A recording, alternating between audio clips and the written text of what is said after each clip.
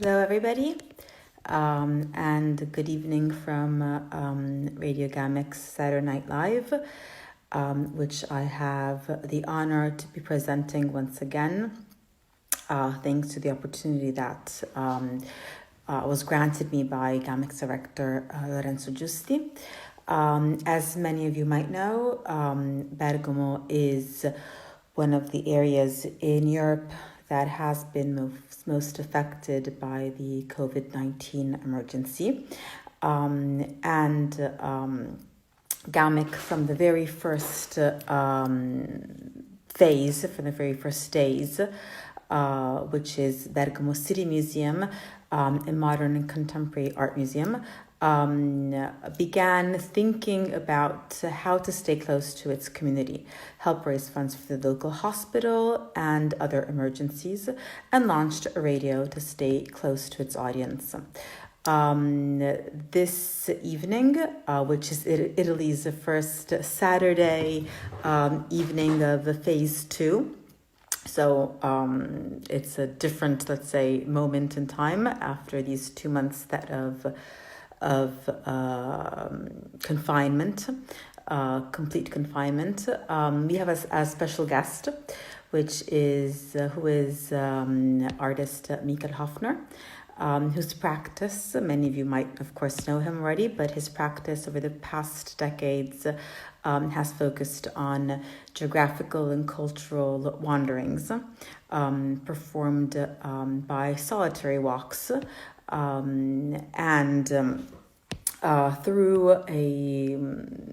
he went through, let's say, a multitude of lands and continents, so from the mountain regions of China and Tibet up to the countryside of the Mediterranean, and exploring on his own. Walking has become an artistic practice for him. And walking has become for him also a theoretical and thought-provoking act, a mental exploration of geographical space and a reflection on concepts of reality and location. So I'd say that this introduction has already been too long. I'm very happy to have to get in touch with Michael right away. Let's see if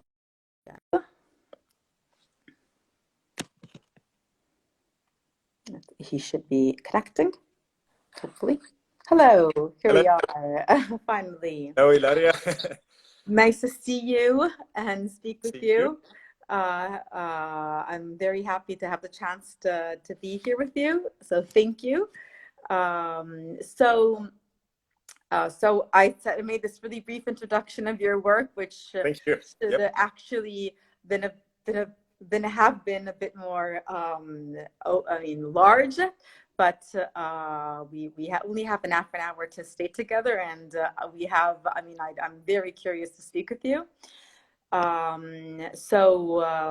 You're in Austria. I'm in Austria. Vienna. So, hello GAMeC, hello Bergamo. Greetings from Vienna. Thank you for the introduction. I have to say, you're in phase 2 now. We were lucky enough in Austria to not enter circumstances like Italy did. So we were by far not hit so badly by this pandemic. Still, we are in a kind of lockdown since middle of March, I think 13th of March. Perhaps also this prevented the country, the society for the worst. So yeah, it's a little bit of a different situation here, I have to say. We were asked to stay at home. Most people did. But we were not forced to stay at home. So it was possible to go out. It was really also possible to go actually from Vienna, from my house, just to walk out the road and disappear into the hills, into the forest. Also during the last So it's a different situation here. Yes. It is. For us, going to the park is a big experience now, or just going up to the local bar that's just opened is a big experience for us. So Exactly. it was certainly different, yes. So actually, my first question was, of course, even thinking about the fact that perhaps the situation of lockdown had been very similar to the one that we experienced in this country, in Italy. I was actually asking myself that for a person that is kind of very used to be alone, as you are in your walks, in your practice, mainly, this lockdown might not have been so traumatic on a social level for you, but rather I was thinking that it had forced you to kind of stay still and confined in a closed space.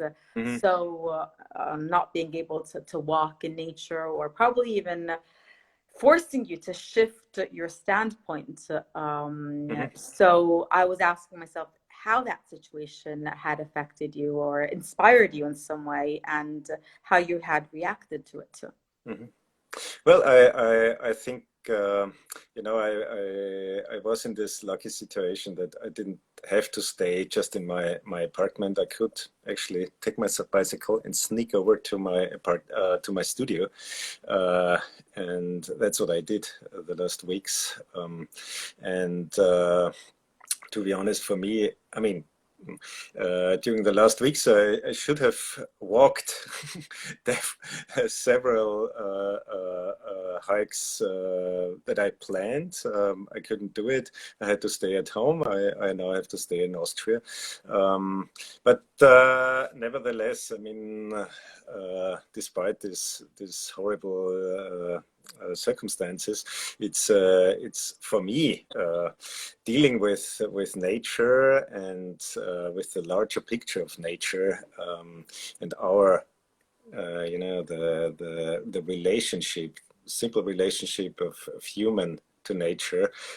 It was really a deeply inspiring moment, if something like this can be inspiring, but it makes you really deeply think. And the first thing that I really, that immediately came to my mind in the first week already was, this is actually, it's really amazing when you think that, so we don't go out into nature, this is usually how we think of it. So now today we go out into nature to have the beauty of nature, to have recreation.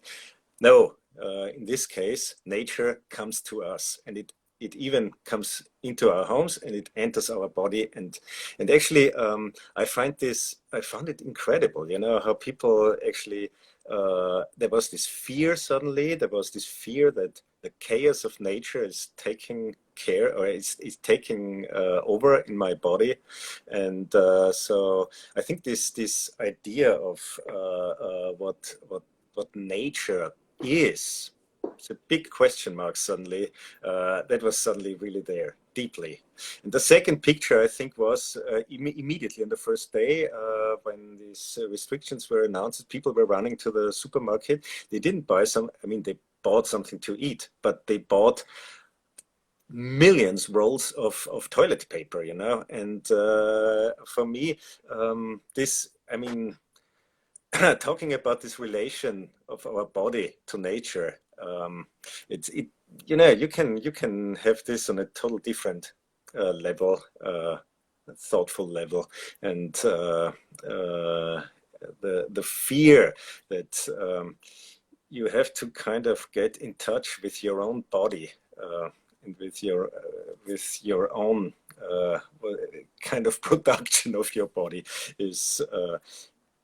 I have the feeling we really lost it, and this has a lot to do actually with this new kind of big word that we are talking of all the time. It's distance. And it's, for me, it's not distance, the social distance, that I have to distance myself from somebody, but it's the distance to nature, It's also what you said is, I'm sorry, I'm going to make a little digression. Yeah, yeah. Then I want to go back to the idea of nature, which is very peculiar in your work, let's say, and in your mindset, in your philosophy. And,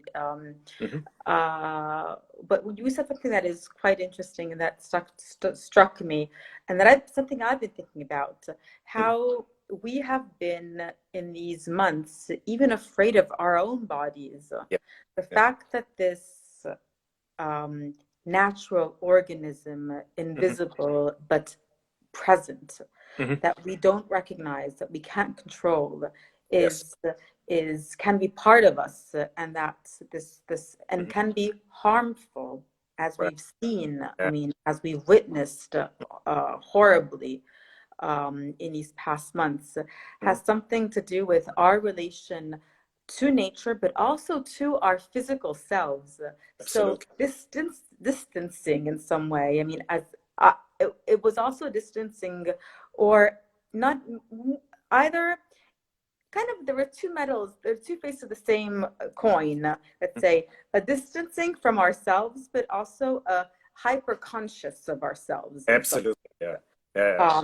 And that's interesting, because we kind of understood that we know that we're finite, and but we're a part of this nature that is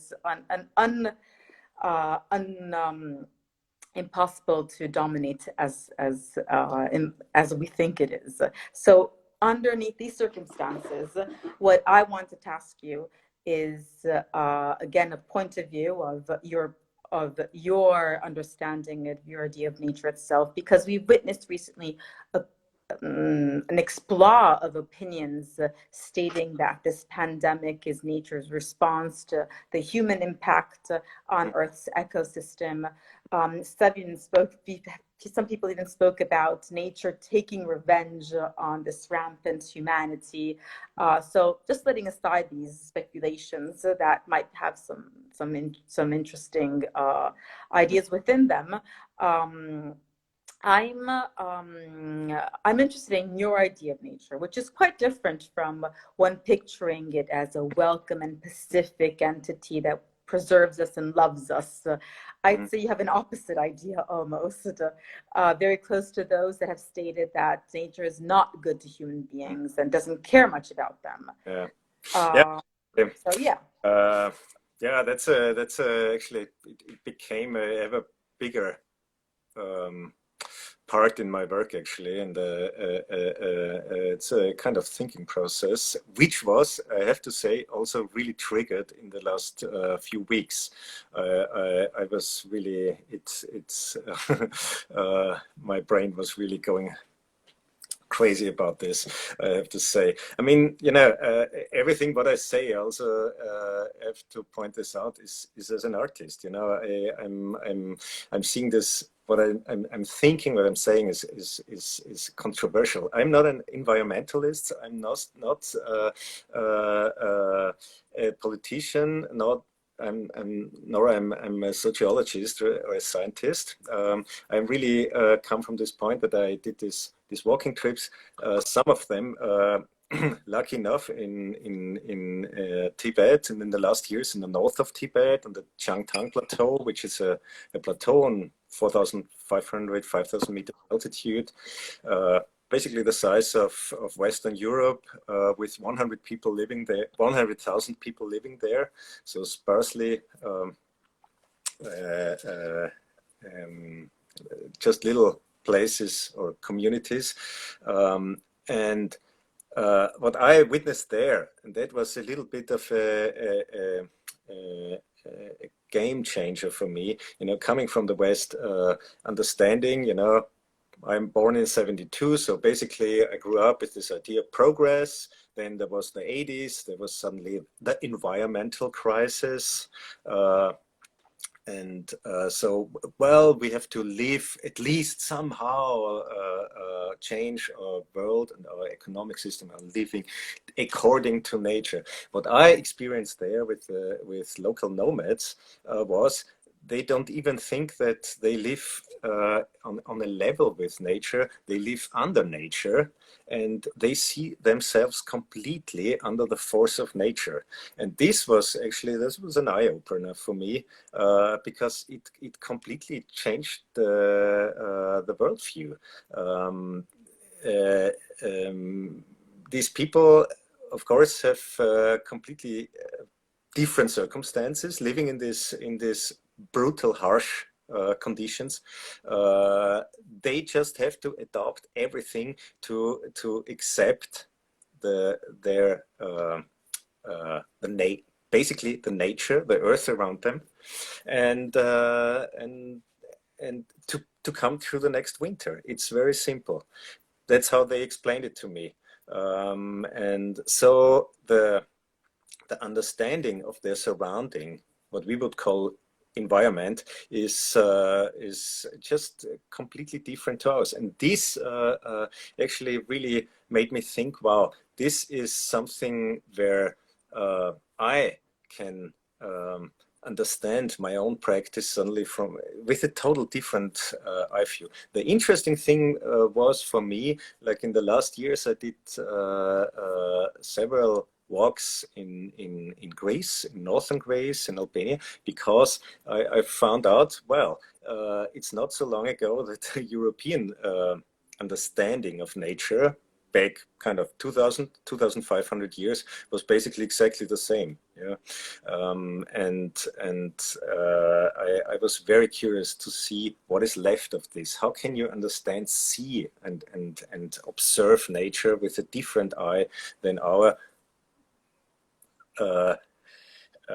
way to observe, to experience it, which is, of course, influenced, and it's just influenced by modernity, basically, for the last 200 years.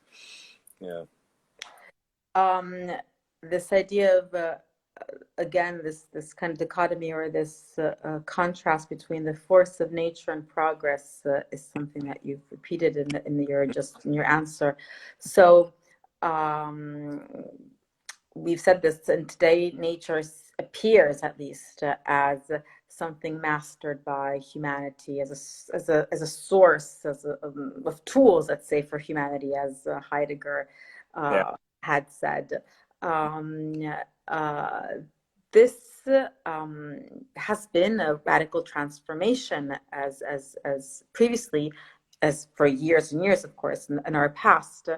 Even let's say in I'm not saying recent years, but even, let's say, some centuries ago, okay, let's call it this way, nature and humanity had been co-equals in some sense. Neither is previous to another. Neither is more important to another. They mutually gave importance to each other and gained importance to each other. Then we have this subjectification of nature, which Marx rightly stated and is not sustainable, as we have seen today. And you just said you're not an ecologist, you're not a politician, you're an artist. And I'm actually interested in your artistic point of view, because I mean, I think experience and creativity go together, and as well as knowledge and interpretation. So I know you've been restudying Baudrillard's view on the subject, who actually speaks about nature's entry in an era of technical domination. So progress, complete progress. So we know that the Industrial Revolution, of course, made people completely different and made the world completely different.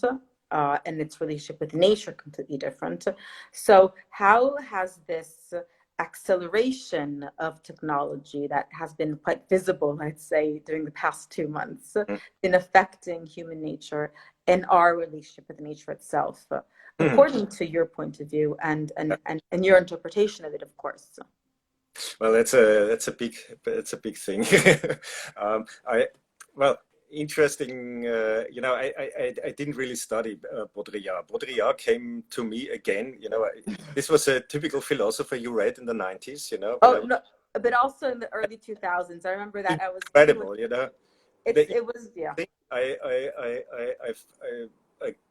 for a trip 3 years ago, I just when I was running out to catch the bus to the airport, I grabbed Baudrillard's The Illusion of the End, and this was really for me. I mean, I read this book I think in '94 or so, and I read it completely different. And when you read it today, it's mind blowing because basically what he says, the the biggest tragedy that will happen is that we can't die anymore.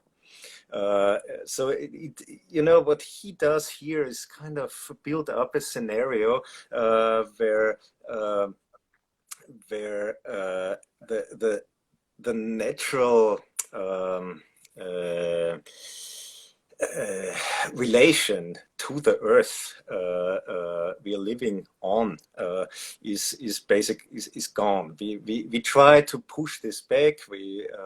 And then he also comes up with this, as you mentioned, this the subjectivity, to make nature a subject, so we kind of deal with nature, and when you read the newspapers in the last weeks, you might have seen a lot of these little signs, when you read it critical. There was, for example, the world is coming to a still stand.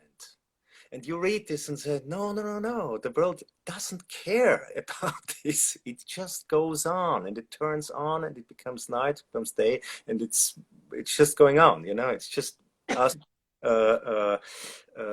suddenly thinking and reflecting on it.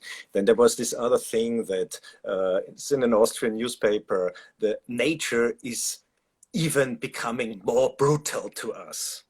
It was fantastic. It's exactly what Baudrillard says. No, nature is not brutal. It's just there. We have to accept this. And I think this reading this book again was really, this was exciting. I really have to say, and changed my idea of what I'm doing. I mean, when you read something like this as an artist, it always affects your own way of working. You understand suddenly, oh, I see what I'm doing. That I want to go out and be alone and be away from this crazy society and from this work I have to do because I have to survive in this society, etc. I'm gonna run away from it, take my tent, take my rucksack, and I'm gonna hike for 4 weeks, and I'm just out of this. Then you start understanding why you do this, and as an artist. The way I see it and how I work is you can just give an idea. You can, as I said, it's a completely controversial thing what I do, and you can attack me on all sides. But the one thing that really drives me is this idea of understanding the place I'm standing on and the relation I have to this place. And I have to say a short note, which was recently very important for me, was another French philosopher, Lyotard. Everybody knows him, post-modernity, but he wrote an amazing article in the late 80s. It was a book actually, which was called The Inhuman.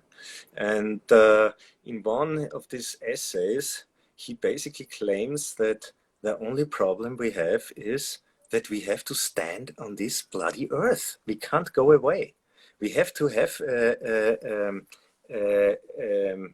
connection to it, and we have to understand this connection. And this will actually keep us thinking and drive us crazy for the next 10,000 years, perhaps. And that was such a simple picture. He says we can fly away, you can take the plane 1 somewhere after 7 hours you land somewhere and you go out and you're on a place again. We fly to the moon, we have to come back. It's not working different. So this kind of understanding what we are doing here, this simple understanding of being, I think this became much more important for me. Yeah. More actually than the explorations, than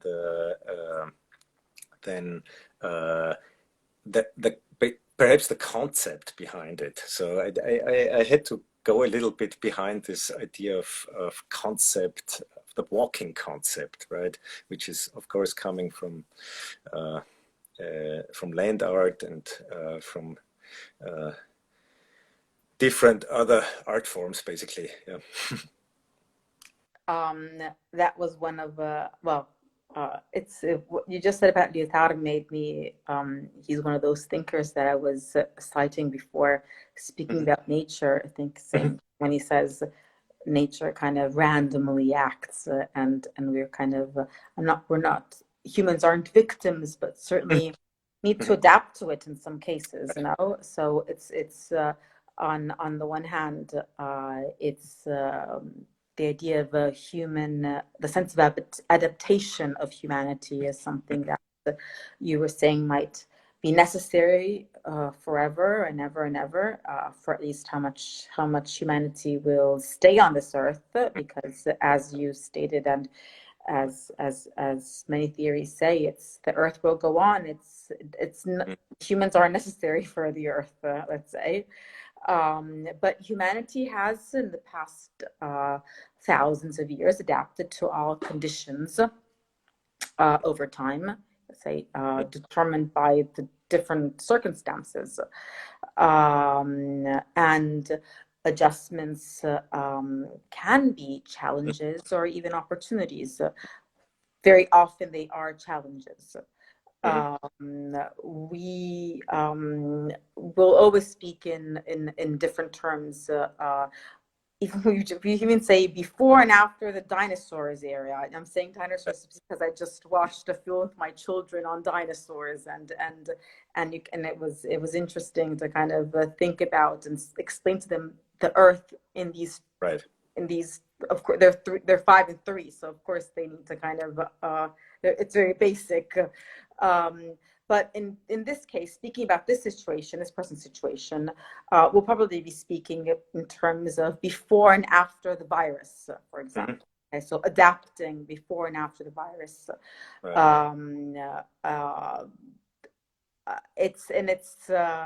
It's in relation, of course, to this moment we're experiencing. How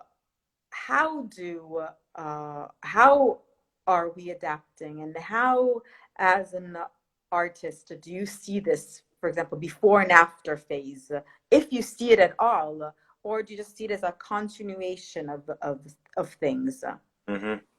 Well, I'm quite critical of this before and after. I actually when I thought about our talk or interview today, I thought, interesting, when I go out to the forest or and there are these little creatures called ticks, and they bite, yes. And they're around, and if the wrong one bites me, I end up the rest of my life in a wheelchair. So it's not really something new. It's constantly around, and this kind of danger we are seeing there. And of course our society, I mean the Western society, with this idea of modernity, so that we can basically have everything in our hands through technology, really fell into this belief we can manage everything through this. And I to be honest, my highest concerns are actually that we go on thinking or believing, to be honest, in these people coming from Silicon Valley who tell us, oh, and we have another little gadget, and we're gonna save the world with this, and we're gonna make everything good and smooth again. We should be a little bit more in doubt of this, it's not that we have to reject everything, but I think to be a good doubter of what comes and what this kind of playing God of humans. We should be a little bit more aware of this. I think then the moment we doubt this, the moment we fall back on us, on ourselves, and then we understand a little bit more our simple being, and in this moment perhaps we can level it out better and understand it better, and not get into confrontation with nature. Because what I can see now is it's kind of it's another confrontation. Where is the vaccine? Where is it? It's I don't know if this really works. Well, on the one sense, I think that what you said is absolutely important and very wise. And you're saying it as an artist and as a person that does have a relationship with and an awareness, not only a relationship, but also a relationship, but also an awareness with with nature. Okay, that is very different and very more profound that many of us do have. So I think that it's very interesting it's been very interesting to listen to you today this evening, because it is necessary for us to accept the situation as natural, right, as possible, and it makes us also come to an end, or confront us with ourselves as weak, finite entities of this world. And that's important.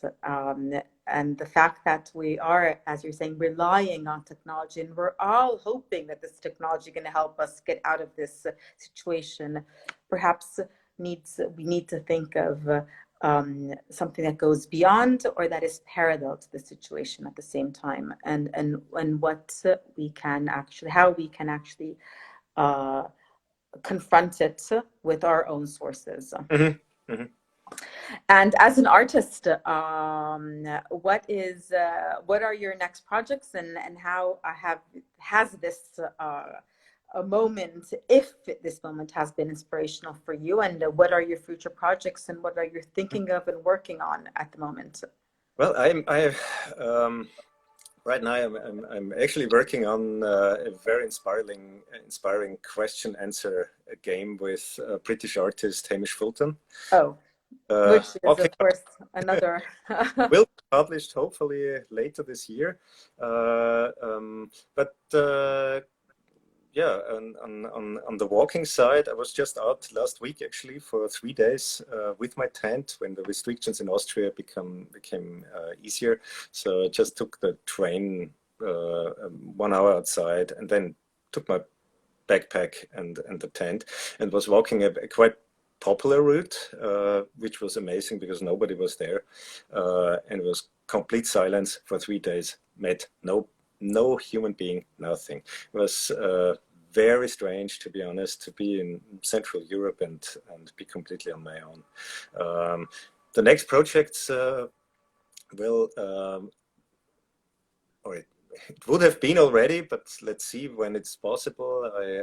I want to walk along the river Awas, or in Albania it's called Vjoše. It's a river that has its source in northern Greece, in the mountains, and it runs down all the way to Albania into the Adriatic Sea. And the fascinating thing on this river is that it's mostly still one of these few rivers in Europe which are not touched by human beings.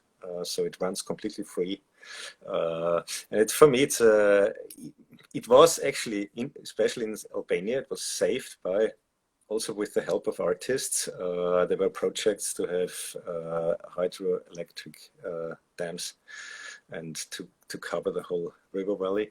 So I'm very interested in this area there. I've been there 3 times before, and this is also one of my one important part of my practice, of my work, that I walk. I do a walk for 2-3 weeks. I come back. I do it again. I want to see things again. I want to feel things again. It's a very, doing work in nature is a very emotional thing. It's I don't see it as a research thing.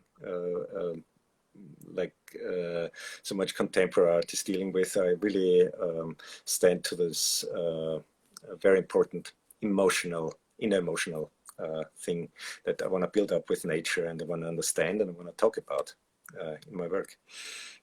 I like the fact that you said this, because I didn't say this at the beginning of during your introduction, but the fact that your walks are never completely finished. Mm-hmm. And are never over. They, at least once and for all, they kind of you return to the same place over and over again, and revisiting these traces, and I think that searching in for more clues and for unanswered questions. And it's interesting to go back to the same places and rethink it, and kind of go over what is there and what is present. And the fact that you spoke again about emotions is also quite important, because artists actually never speak about emotions much. So I like the fact that this emotional landscape has emerged during this conversation. Yep. And that you're very honest with it. And speaking about emotions, I wanted to conclude. We've gone over our 30 minutes, so I'm sorry I took more than 30 minutes, but it was so interesting to listen to and so inspiring. And I thank you so much for this conversation, which has been, I think, absolutely fundamental for us to get in touch and confront ourselves and go in depth with some of those topics that have been very just superficially addressed, I think, and with speculations during our these months that everybody thinks that they can speak about, but no one is actually very conscious of and understanding. Yeah. So thank you. Really, it was an amazing conversation. I would wish that we could have an hour and a half, 2 hours more. And I hope to go on a walk with you one day at this point. I don't know if I have that power, like physical power, but even emotional one, but it would be certainly an amazing experience. I'll just conclude this talk.